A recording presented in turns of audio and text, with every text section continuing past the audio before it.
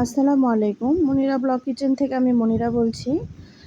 আজ আমি আপনাদের তৈরি করে দেখাবো ফেলে দেওয়া একটা তরমুজের খোসা দিয়ে কিভাবে সুন্দর একটা মিষ্টি রেসিপি তৈরি করা যায়, সেটাই আপনাদের সঙ্গে শেয়ার করেছি। আশা করি আপনাদের খুবই ভালো লাগবে। তো এটা তৈরি করতে আমার কি কি উপকরণ লাগছে চলুন দেখি। মাত্র 2টা উপকরণ দিয়েই এই রেসিপিটি তৈরি করা যায়। এখানে তরমুজের খোসা নিয়েছি।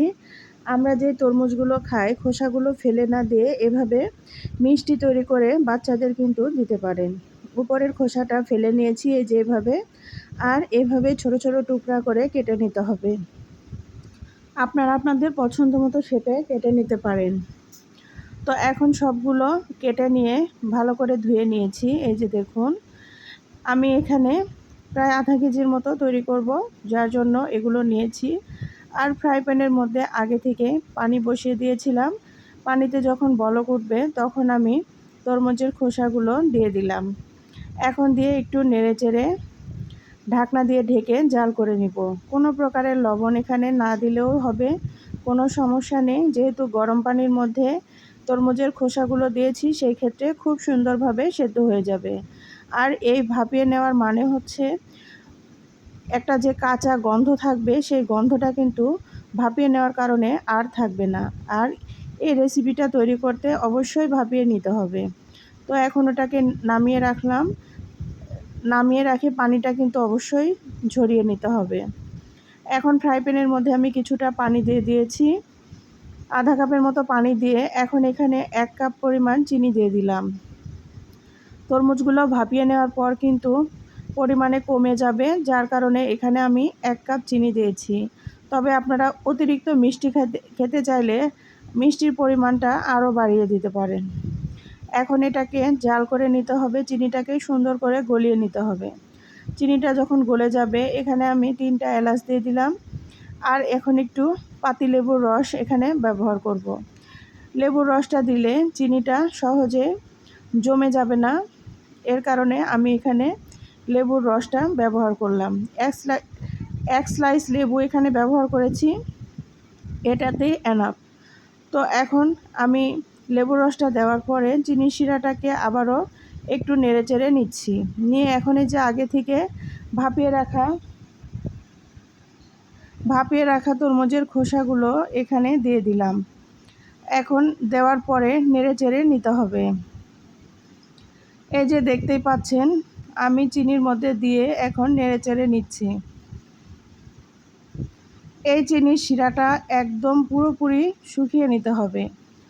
তো এখানে পানি চাইলে আপনারা কমও দিতে পারেন, বা যদি মনে করেন যে আরও ভালোভাবে তরমুজের খোসাটা সেদ্ধ করার দরকার, সেই ক্ষেত্রে পানিটা এরকম আমি যেরকম দিয়েছি সেই পরিমাণে দিতে পারেন।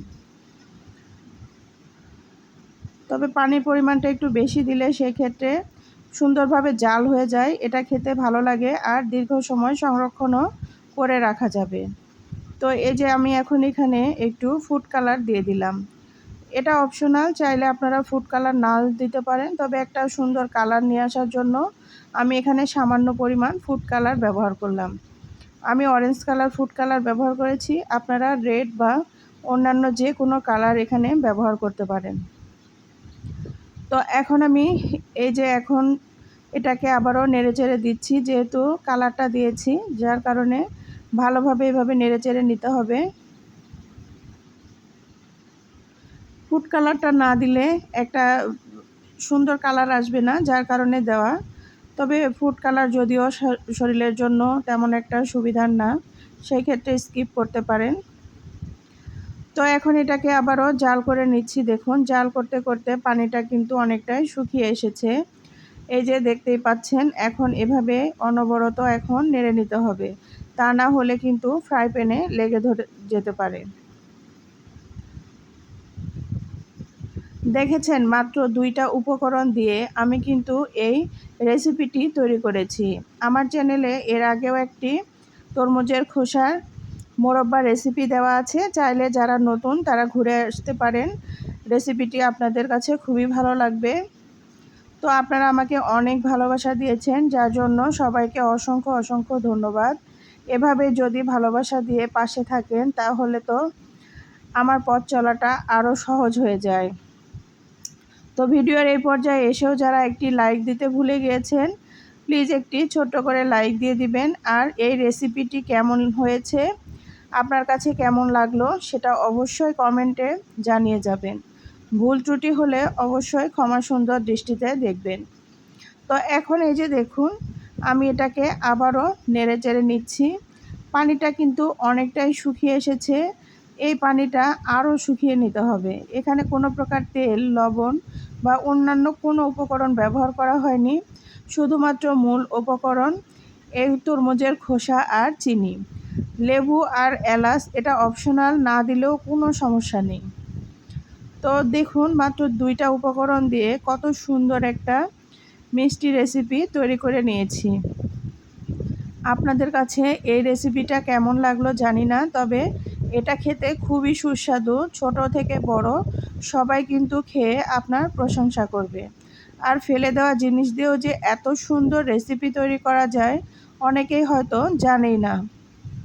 তো এখন দেখুন, আমি আবারও নেড়েচেড়ে পানিটাকে অনেকটাই শুকিয়ে নিয়েছি।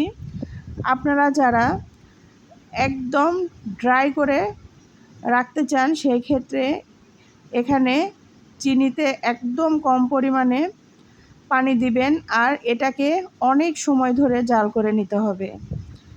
তবে লক্ষ্য রাখতে হবে যেন পুড়ে না যায়। সেই ক্ষেত্রে একদম শুকনা হবে, শুকনা ক্যান্ডিগুলোর মতো, যেটা সংরক্ষণ করে রাখতে পারেন দীর্ঘ সময় ধরে। তো আপনাদের কাছে যদি আমার এই রেসিপিটি ভালো লাগে তাহলে আমি ক্যান্ডি রেসিপিটাও আপনাদের সঙ্গে খুব শীঘ্রই শেয়ার করব। তো এখন আমি এই যে বাদবাকি যে পানিটা আছে এটাও কিন্তু শুকিয়ে নিয়েছি। এই যে আমার রেসিপিটি কিন্তু একদম রেডি।